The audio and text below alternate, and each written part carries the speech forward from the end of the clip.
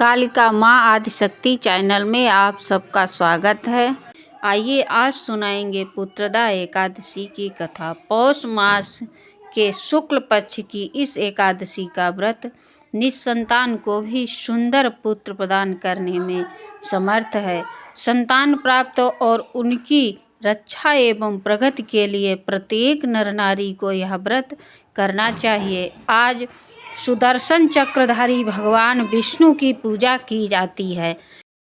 इस बार एकादशी 10 जनवरी को मनाई जाएगी। उदया तिथि होने के कारण आइए कथा प्रारंभ करते हैं। जय श्री कृष्णा, राधे राधे।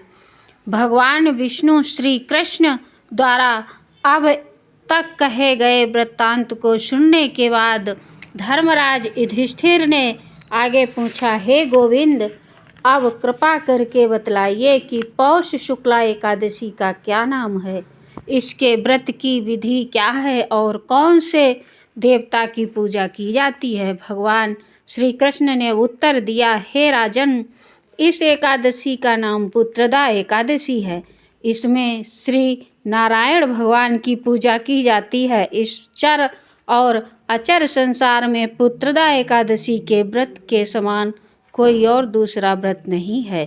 इसके पूर्ण से मनुष्य तपस्वी, विद्वान और लक्ष्मीवान होता है। इसकी मैं एक कथा सुनाता हूँ, तुम ध्यानपूर्वक सुनो। भद्रावती नगरी में सुकेतुमान नाम का एक राजा राज्य करता था। उसके कोई पुत्र नहीं था। उसकी स्त्री का नाम सैव्या था। वह संतानहीन होने के कारण सदैव चिंतित रहा करती थी। पुत्रहीन राजा के पितर रो रो कर पिंड लेते थे और सोचा करते थे कि इस राजा के बाद हमको कौन पिंड देगा। राजा पुत्र न होने के कारण हर समय दुखी रहता था। उसे बंधु बांधव, धन, हाथी, घोड़े, राज्य तथा वैभव आदि सभी अर्थहीन प्रतीत होते थे।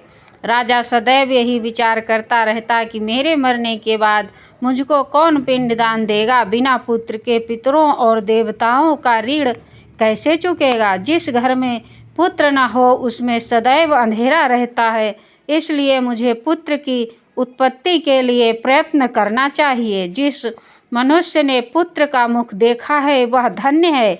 उसको इस लोक में यश और परलोक में शांति मिलती है, अर्थात उसके दोनों लोक सुधर जाते हैं। पुत्र जन्म के कर्म से ही इस जन्म में पुत्र, धन आदि प्राप्त होते हैं। राजा इसी प्रकार रात दिन सोचा करता और चिंतित रहता। राजा ने अपने शरीर को त्याग देने का विचार भी किया, परंतु आत्मघात को महान पाप समझकर उसने ऐसा नहीं किया। एक दिन राजा अपने घोड़े पर चढ़कर वन को चल दिया और पक्षियों व वृक्षों को देखने लगा। उसने देखा कि वन में मृग, व्याघ्र, सुअर, सिंह, बंदर आदि अपने बच्चों के साथ भ्रमण कर रहे हैं। हाथी अपने बच्चों और हथिनियों के साथ घूम रहे हैं। वन में कहीं गीदड़ अपने कर्कश स्वर में बोल रहे हैं, कहीं उल्लू चीख रहे हैं। वन के इन दृश्यों को देखकर राजा को अपने पुत्रहीन होने का दुख और अधिक पीड़ा देने लगा। उसी उदासी और सोच विचार में दोपहर हो गई। वह विचारने लगा कि मैं कई यज्ञ किए, ब्राह्मणों को सुंदर भोजन तथा दान देकर तृप्त किया, फिर भी यह दुख मुझे क्यों प्राप्त हुआ। प्यास के मारे अत्यंत दुखी राजा पानी की तलाश में इधर उधर फिरने लगा। थोड़ी दूर पर राजा ने एक सरोवर देखा। उस सरोवर में कमल खिल रहे थे तथा सारस, हंस, मगरमच्छ आदि विहार कर रहे थे। सरोवर के चारों तरफ मुनियों के आश्रम थे। उस समय राजा के दाहिने अंग फड़कने लगे।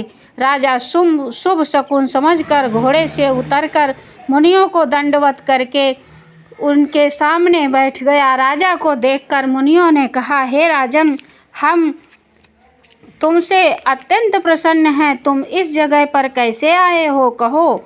इस पर राजा ने मुनियों से उनका परिचय पूछा और फिर अपनी व्यथा कही। मुनि बोले, हे राजन, पुत्र की इच्छा करने वाले को उत्तम संतान देने वाले पुत्रदा एकादशी है। हम लोग विश्वदेव हैं और इस सरोवर पर स्नान करने आए हैं। इस पर राजा बोला, हे मुनीश्वर, यदि आप मुझ पर प्रसन्न हो तो एक पुत्र का वरदान दीजिए। मुनि बोले, हे राजन, आज पुत्रदा एकादशी है, आप इसका व्रत करें। भगवान की कृपा से आपके अवश्य ही पुत्र होगा। मुनि के वचनों के अनुसार राजा ने उस दिन वही एकादशी का व्रत किया। वहीं द्वादशी को उसने व्रत का पारायण किया और मुनियों को प्रणाम करके अपने महल को वापस चला आया।